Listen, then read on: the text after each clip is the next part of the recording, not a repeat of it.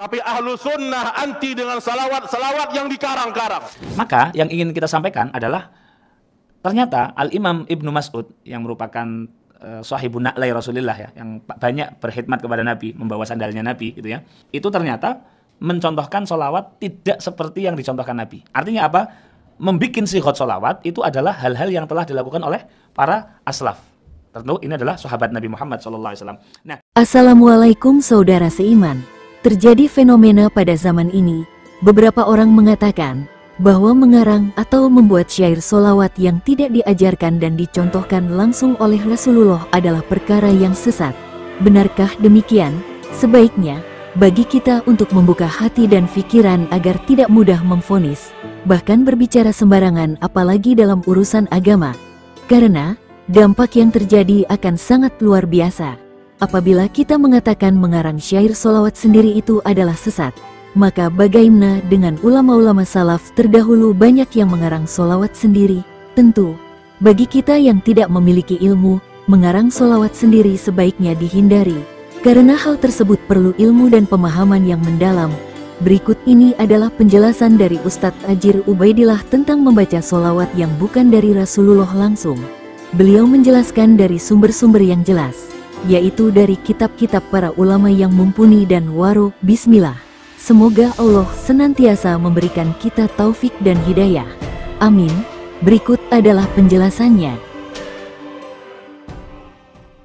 tentu kita sepakat bahwasanya sighot sholawat terbaik adalah apa yang dicontohkan oleh Nabi SAW. Bisa dilihat misal dalam riwayat Al-Imamul Bukhari dan Al-Imam Muslim. Hadisnya sangat populer, diriwayatkan oleh Sayyidina Ka'ab bin Ujrah annahu qala, bahwasanya Nabi Muhammad suatu hari pernah bersabda, ala uhdikum hadiyatan, maukah kalian aku beri hadiah? Maka sahabat menjawab, qalu bala. Maka kharaja alaihim Rasulullah SAW, Nabi Muhammad keluar kemudian bersabda, qulu Allahumma sholli ala Muhammad wa ala ali Muhammad kama shallaita ala Ibrahim wa ala ali Ibrahim innaka Hamidum Majid. Allahumma barik ala Muhammad wa ala ali Muhammad kama barakta ala Ibrahim wa ala ali Ibrahim innaka Hamidum Majid. Nah, ini kemudian yang kita kenal dengan sholawat Ibrahimiyah. Jadi sholawat ini yang memang secara khusus langsung keluar dari lesan Nabi Muhammad SAW yang mulia, tanpa siyadah, tanpa lafadz sayyidina. Nah, nanti mengenai sayyidina akan kita bahas di konten khusus. Tetapi ulama sepakat bahwasanya ini adalah afdhalu ma warada fi hadza wa akmal. Ini adalah sholawat yang paling afdol dan yang paling sempurna. Makanya ulama mengatakan kalau kita dalam sholat dan membaca sholawat, yang paling afdol untuk dibaca adalah sholawat Ibrahimiyah. Akan tetapi ini bukan berarti kita tidak boleh bersolawat dengan sighot sholawat yang lain. Kenapa? Kita bisa melihat di beberapa riwayat, contoh misal dalam riwayat Al-Imam Ibnu Majah, dalam kitab beliau, dalam kitab Sunan beliau, Sunan Ibnu Majah ya. Beliau membawakan satu riwayat an Abdullah ibni Mas'ud, dari Sayyidina Abdullah bin Mas'ud radhiyallahu an. Sayyidina Abdullah bin Mas'ud mengatakan, "Idza shallaitum ala Rasulillah sallallahu alaihi wasallam fa ahsinus sholata alaih." Kata Sayyidina Abdullah bin Mas'ud, kalau kalian hendak bersolawat kepada Nabi, maka bersolawatlah dengan solawat yang terbaik. Fa innakum la tadruna la'alla dzalika yu'radu alaih.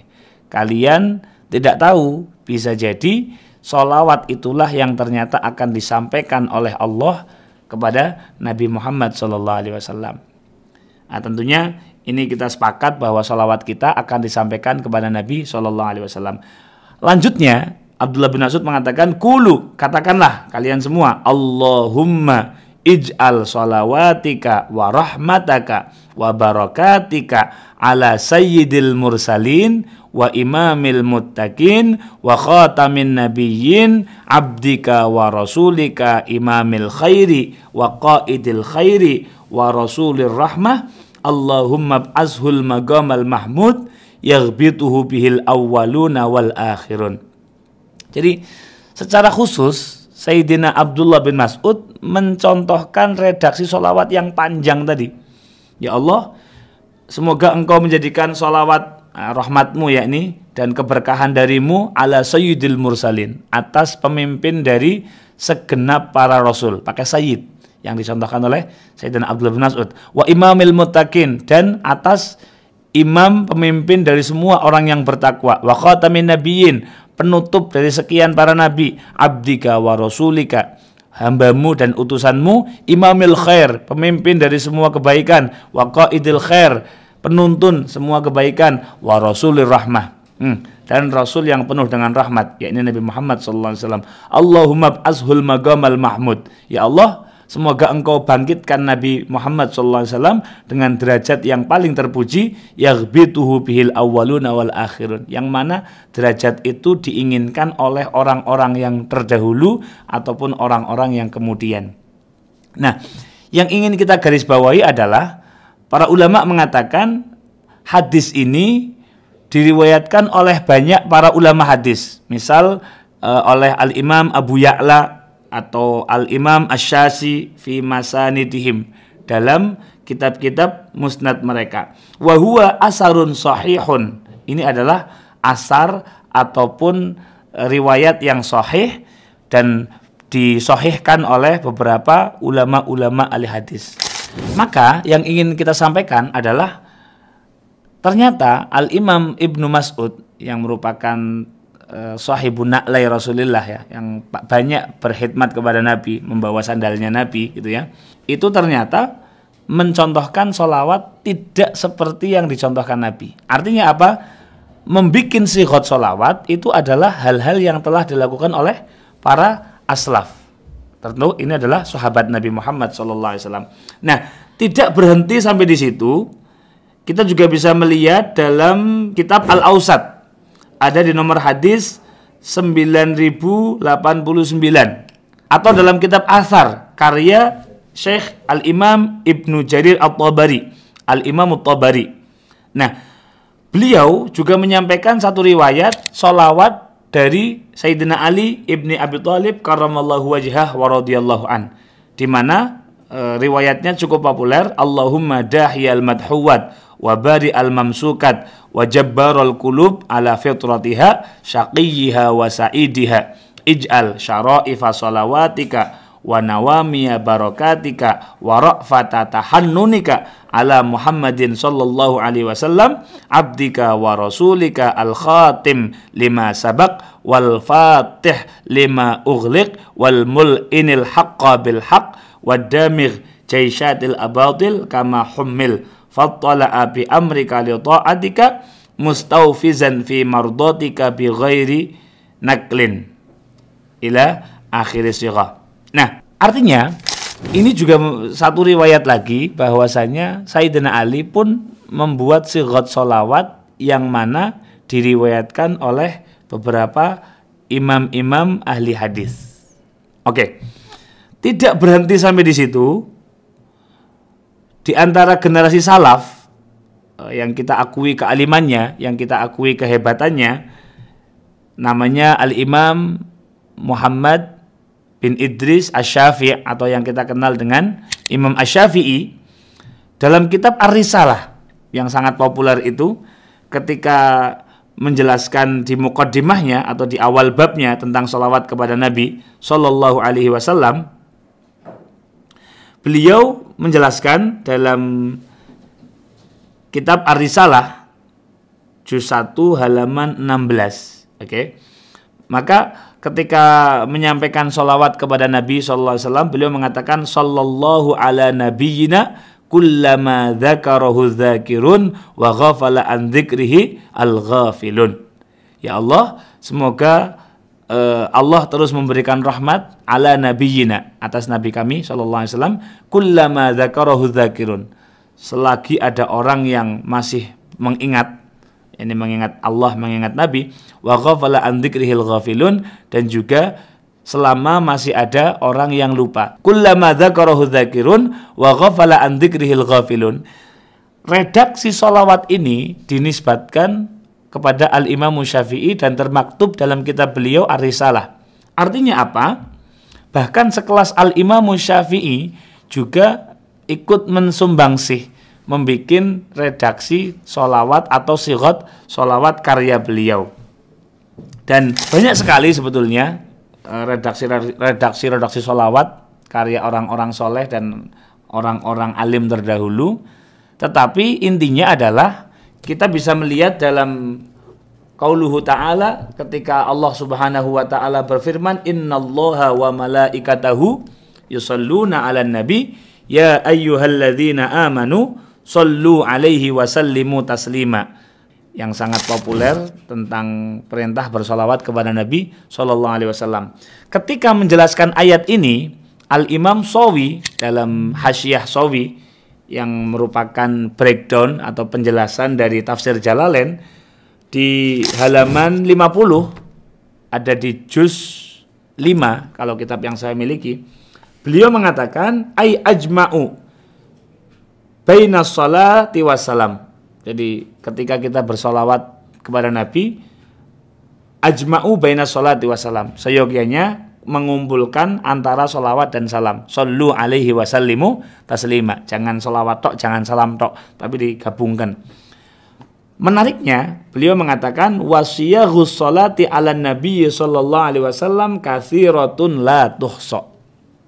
Beliau mengatakan sighat solawat kepada Nabi sallallahu alaihi wasallam itu banyak sekali, la tuhsa, jumlahnya tidak bisa dibatasi. Wa afdaluha ma dzakarahu fihi lafzul ali was-sahbi. Faman tamassaka bi ayyi sighatin minha hasala lahul khairul azim. Tetapi yang terbaik adalah, yang paling afdol adalah lafaz sholawat yang menggabungkan antara sholawat kepada Nabi, kepada keluarganya Nabi, dan kepada sahabatnya Nabi. Misal Allahumma sholli ala sayyidina Muhammad wa ala alihi wa sahbihi. Jadi menggabungkan antara sholawat kepada Nabi, sahabat Nabi, dan juga keluarganya Nabi. Faman tamassaka bi ayyi sighatin minha. Mau sighat apapun yang Anda gunakan, mau pakai sighat yang sholawat Ibrahimiyah, atau sholawatnya Abdullah bin Mas'ud, atau sholawatnya Sayyidina Ali, atau sholawatnya tadi Imam Syafi'i, atau kita mengenal hari ini ada sholawat Nariyah, ada qasidah Burdah dan sebagainya. Selagi mengumpulkan tadi sholawat kepada Nabi, keluarga Nabi, dan juga sahabatnya Nabi, maka dikatakan hasolalahul khairul azim, maka mendapatkan kebaikan yang sangat agung. Nah, setelah ini semua tentu kita tinggal balik bertanya, apa dalilnya atau apa landasan hukumnya yang melarang sholawat dengan selain sighat yang diajarkan Nabi. Karena kalau Anda mengatakan sholawat dengan selain sighat yang dicontohkan Nabi itu adalah bid'ah, itu adalah hal yang sesat atau hal yang tidak ada contohnya, maka Anda telah menyalahkan Sayyidina Abdullah bin Mas'ud, Anda telah menyalahkan Imam Syafi'i, Anda telah menyalahkan jumhurul ulama yang mana mereka memiliki sighat sholawat yang tertulis dan didokumentasikan oleh murid-murid mereka. Nah, adapun tentang maraknya majelis-majelis sholawat gitu ya, yang kadang-kadang karena minimnya ilmu, akhirnya sholawatannya terkesan kurang adab. Kemudian kadang-kadang kita nggak menutup mata, banyak yang kemudian berjoget atau campur laki-laki perempuan. Tentu ini tidak bisa dijadikan alasan untuk menyalahkan sholawatannya. Jadi membaca sholawat, membaca sejarah Nabi itu kita sepakat hal yang terpuji. Tetapi kemudian ada caranya yang kurang benar, mungkin dengan joget, mungkin dengan campur laki-laki perempuan. Ini dua hal yang berbeda. Sholawatnya tetap baik, pujian-pujian kepada Nabi, membaca sirah Nabinya tetap baik, tetapi caranya yang memang harus kita luruskan. Sama seperti misal teman-teman mengadakan kajian, baca tafsir, baca hadis misal. Ketika ada oknum yang melakukan kesalahan, mungkin campur laki-laki perempuan, atau mungkin ada hal-hal yang batil seperti yang kemarin sempat viral ya, adalah penyusup ya, yang ternyata transgender masuk ke jamaah perempuan. Itu bukan berarti kajiannya kita salahkan, ya enggak? Bukan berarti gara-gara ada oknum kemudian kajiannya serta-merta kita salahkan, ya keliru. Sama dengan majelis sholawat. Majelis sholawat ini kita sepakat itu bagus karena apa? Ada pembacaan sholawat secara berjamaah di situ, ada sejarah Nabi yang dibacakan di situ, belum lagi nanti ada kajian-kajian ilmu yang disampaikan oleh para ulama, para habaib, para kiai. Itu kita sepakat bahwa itu bagus. Bahwa kemudian ada oknum mungkin kadang-kadang menggunakan alat musik yang diharamkan atau joget-joget campur laki-laki perempuan, ini hal lain yang tentu ini PR kita bersama. Khudz ma sofa wada'il qadar, yang baik kita lanjutkan, tetapi yang tidak baik kita hilangkan, kita eliminasi, kita edukasi bersama, karena ini adalah bagian dari dakwah umat Nabi Muhammad SAW. Semoga menjadi ilmu yang bermanfaat. Assalamualaikum warahmatullahi wabarakatuh.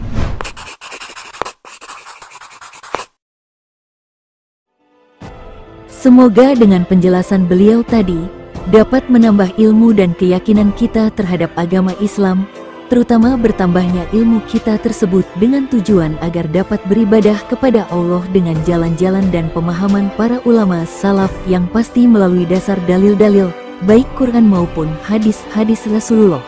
Banyak hal yang belum cukup kita ketahui untuk memvonis suatu perkara adalah perbuatan sesat, apalagi sampai mencap orang lain kafir karena perbedaan paham. Sekian video kali ini, mohon maaf jika terjadi kesalahan informasi. Terima kasih telah mendukung channel ini, semoga bermanfaat. Jangan lupa untuk like, share, berikan komentar dan subscribe. Wassalam.